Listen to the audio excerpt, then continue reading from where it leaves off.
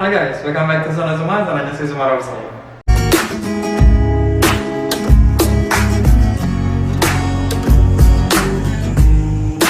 And today we are with Lucrezia. Lucrezia, can you please explain a bit about yourself? I'm from England and I'm in Suncheon right now studying Korean for a year, and then next year I'll be doing my postgrad master's degree in international law in Seoul, Seoul National University. The best university in Korea. So they say. Yeah. Alright, so today with Lucrezia, I'm gonna talk about embassy track for the application of the Global Korea Scholarship or Korean Government Scholarship Program, KGSP. Yeah. Right? Are you ready? Yes. Yes, okay, so I have several questions here, and the first one we go with the general information. As we know, in Global Korea Scholarship Program, there are two tracks, university track and also embassy track.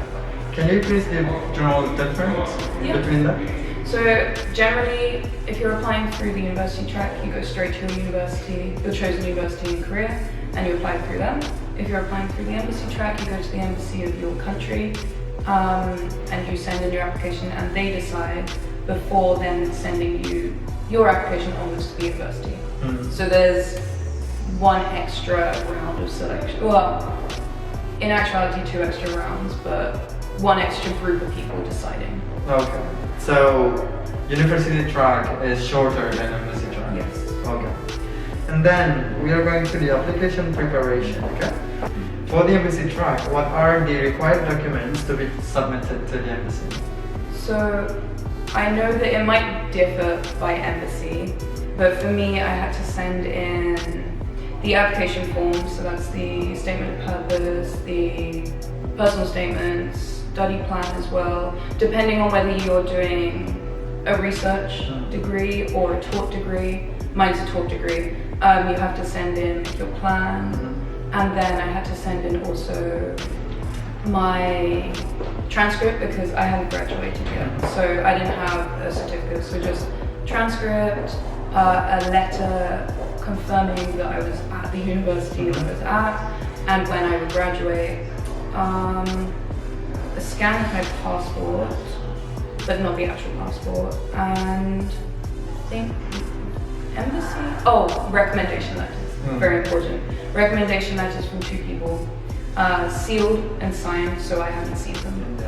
Yeah, so for your information, this video is going to be based on the experience of Lucrezia for applying from the Korean Embassy in United Kingdom. Yeah, I that's how applied you the say Korean it. Embassy in London, and I applied for a humanities degree, well I think, or social sciences, depending, I applied for law, so not sciences, and a master's, not a PhD. Okay, so if you're not finding it the same thing, maybe you have different process in your embassy in the country that you are in right now. Yeah, exactly. Okay. Okay, the next one is how many copies for each document do you have to prepare? So they need 4 copies, but for me, I did 1 original and then 3 photocopies of, except for the transcript, the university transcript, because it's an official document, I thought it better to send 4 of them.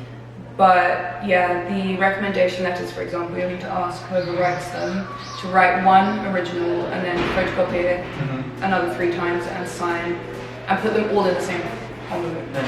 Yeah, because once the embassy's chosen you, they'll send on the rest of your documents to your 3 universities.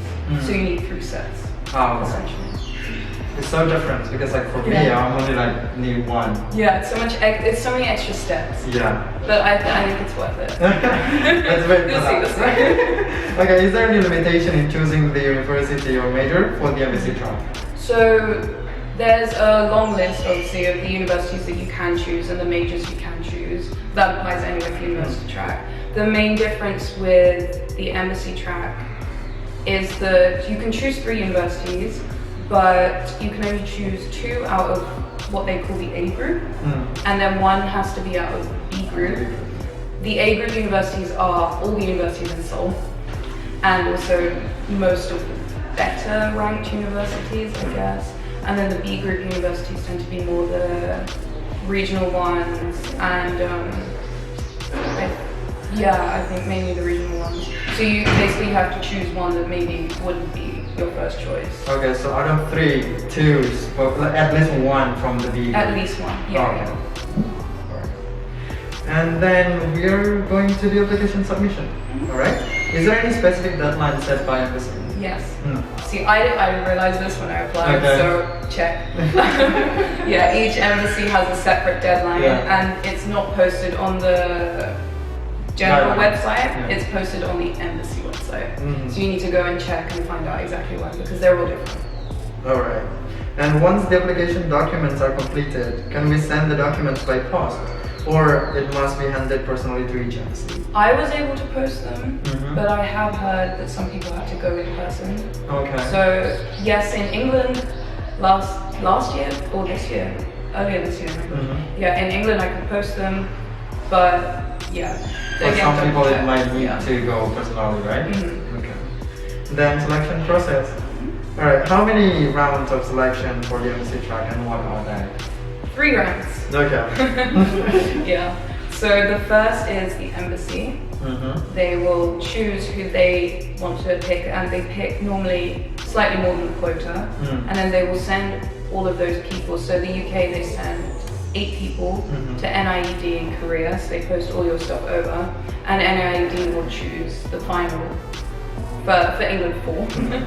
They'll choose the final 4, and then it gets sent on to the universities that you apply to, and the universities will either accept or decline you. And once you've done all of that, if you're accepted at each stage, then you have to pass the medical, and then you have the scholarship. So you answered already some question here, did I? but that's really good, yeah. Now maybe to make it like more clear, so we can just go by each question. Okay? Yeah. For the first round of selection, does the embassy conduct the interview for the candidates? Yes. So yeah, with me in England, you have to do an interview. It's a panel interview normally. In normal days, it's at the embassy, and there's only 1 day that they can do it for. So you either make it or you don't. Because of COVID, I did mine online, but I don't know if that will be the same next year. But yeah, they will interview everyone. Okay. Once you pass the first round, what's next? So they email you to they emailed me to let me know that they sent my documents over, and so that goes over to NIED. NIED will look through your stuff, and then it gets posted. There's a list of names that gets posted on the website. I can't remember the website's name. Yeah, it's Study in Korea. Oh yeah, Study in Korea. They post basically the full list of everyone that's passed the second round for every country. So you have to scroll through and find your name, and that's, if you're on there, you pass round 2. Okay. The third round of selection is only available for embassy track, because as you said, all of the list of the names are there. But for me, when I pass the second round, it means that I got. That's it. Yeah. So I need just the next time, right? So this one for the embassy track, you have additional one. Yes. So because of the university track has been selected to the university, that's what I say. And then should the candidate from the embassy track contact the old university they are applying for, or the university will contact them? So yeah, you're waiting on your university to let you know if you're in before you then choose. I didn't need to contact my universities. Actually, I did in the end, because I didn't hear anything from them until they give you a deadline. There's a day by which the university has to tell you. I hadn't heard anything from them until I think the day before the deadline. So I emailed. I got an email back saying wait. Yeah, but yeah, they come through. They email you. 2 of mine emailed me like the list of everyone that had applied to them and got in. One of them just emailed me saying, here's your result. Okay. But they got back to me before the deadline. If they don't, then you're supposed to email them and chase them up. Okay. Yeah. So maybe you should just wait. Yeah. But if it is like nearby the deadline, so you should contact them. Yeah. Because I know it's hard to just wait and not hear anything. Okay. Does all universities conduct the interview? Because you said 3 universities.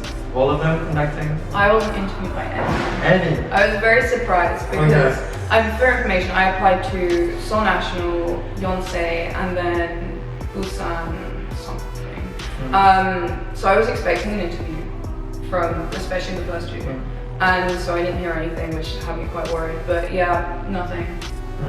But I know other people that were interviewed by the same universities, just from different countries. So, if for example you applied for 3 universities and then they all accepted you, and then is it goes by the order that you apply in the application form that you brought? It doesn't. It doesn't. So if you get accepted by more than one university, there's a form that you have to fill out. You have to choose of the ones you were accepted by. You send it to an IED. If you don't send it by a deadline, they just take that as you rejecting the scholarship. So maybe that's all the process of the application, and then this is the most important thing. Do you have anything to say to future applicants? Yeah, first of all, don't leave it all till last minute. Something that I do a lot. Secondly, the reason I went for the embassy track over the university track, I feel like I should say that, is the quota for the embassy track is higher. Like for England, the quota for the university track is 1 person. The quota for the embassy track is 4. So I just felt that because I wanted quite a popular university, the odds of me being chosen for that were a lot lower, and being able to apply for 3 universities kind of spreads your risk a bit. What else? Oh, with the embassy track, you do end up having to do the medical before you really know if you're going to get into the universities, which can be a problem because the medical can be expensive, so bear that in mind. And yeah, other than that, I guess good luck. At one point, some of the universities require more documents than your embassy will. So I had to add in extra documents. For Seoul National wanted, for example, copies of my parents' passport. So double check in the PDF that you get on the website. It tells you what each university wants, and also depending on your major, they might want other things. I know some of the art degrees wanted portfolios. So definitely double check that, because if you apply and you don't send all the documents, they'll just immediately reject you. Okay. From what it says. So you should be aware of that. Yeah. Okay. So maybe just ask Lucrezia if you really wanted to know the information, and she's welcoming, she's willing to help. Yeah. But not too much, Yeah, I'll help, but I won't do it all for you. Alright then, so that's all the interview with Lucrezia about the embassy track. I hope I will see you next year, and also we're gonna meet in Seoul perhaps, but I'm not going to Seoul, but you can come visit. yeah. Okay, so that's all from Lucrezia, and thank you so much for watching. If you want Lucrezia again in this channel, just comment below, okay? And see you.